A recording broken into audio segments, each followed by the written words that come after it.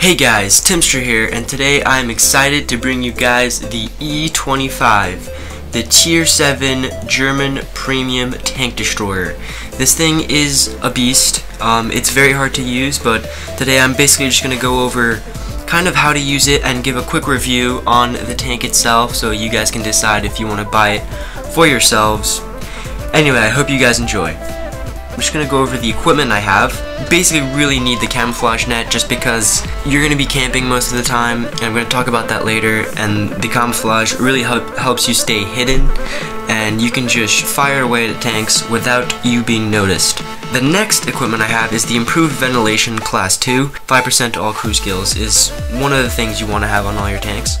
Last but not least, I have chosen the coated optics. You can either go for the coated optics or the binocular telescope, because with this tank you will often find yourself on the move and not always necessarily camping.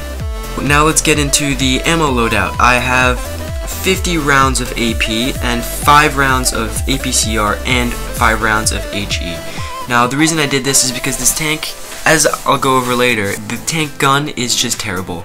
It's a tier 6 75mm gun, and the penetration, it's terrible. So let's go a little more into depth. What sticks out is the maneuverability at 81%. Yes, this is the fastest tank in the game. There might be some close seconds or close first, but for a tier 7, that's pretty legit. 27 tons. That is almost nothing for a tier 7. And it has 700 horsepower. With that combination, you are going to fly places.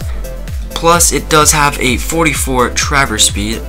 For the gun, it's a 75mm Pak 42 L70, and it's pretty bad. It's a tier 6 gun, which does upset me a little since this is a tier 7 premium, but if used well, there are certain techniques that work to make this gun efficient and practical.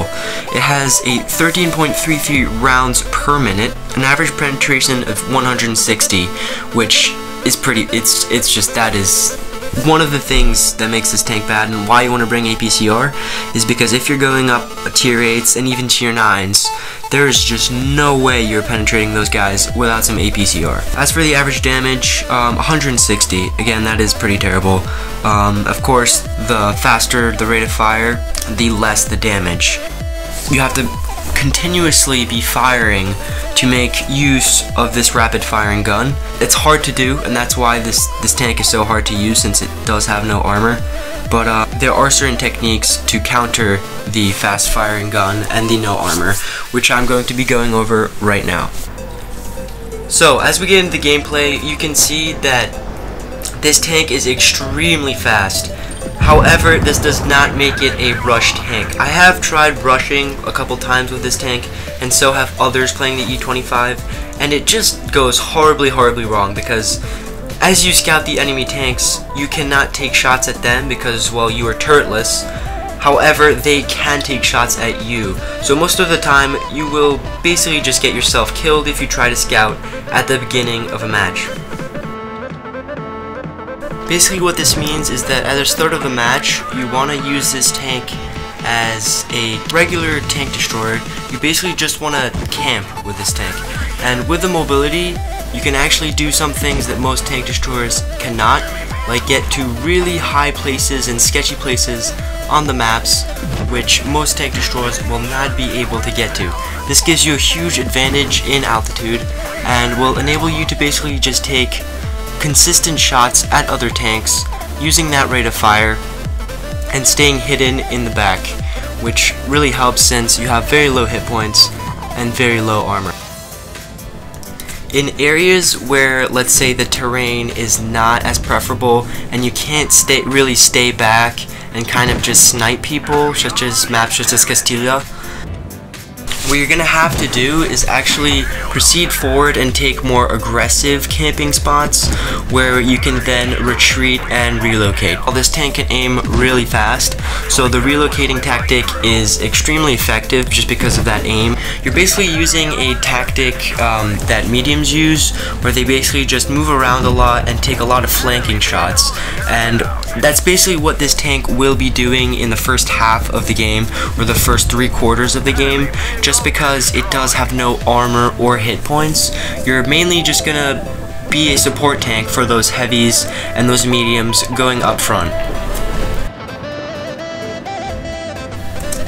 One thing I want to point out is that you cannot get caught in a 1v1 versus almost any other tier 7 or above tank, just because they almost all have better armor. Their guns are almost all better, so they can use the pop in and pop out technique to completely obliterate you, basically. So 1v1s are a complete no-go for this tank unless you have some sort of support. You really want to be kind of aware of where your enemy's position is at all times. Oftentimes I find myself counting the number of tanks on the minimap to make sure that all the tanks are in that current location and that there's no enemy mediums on the flank that are basically going to surprise ambush me.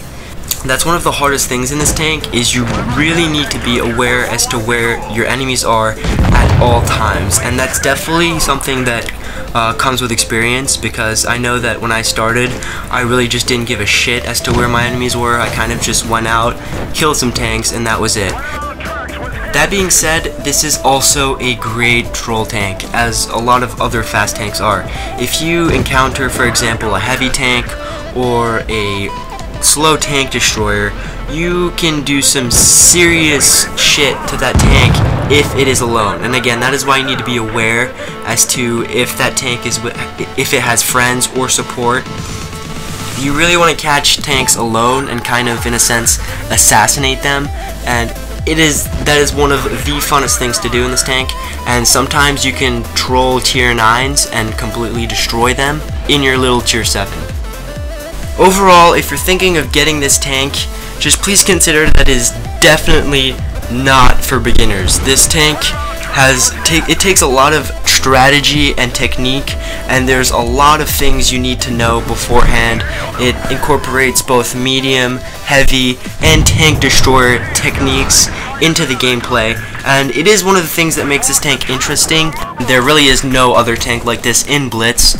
Feel free to, of course, purchase it for yourself. It is a lot of fun. I hope you guys did enjoy this review, and it will help you to choose if you do like the E25 or not. Please make sure to like and subscribe. Catch you guys next time. Peace. Enemy vehicle destroyed.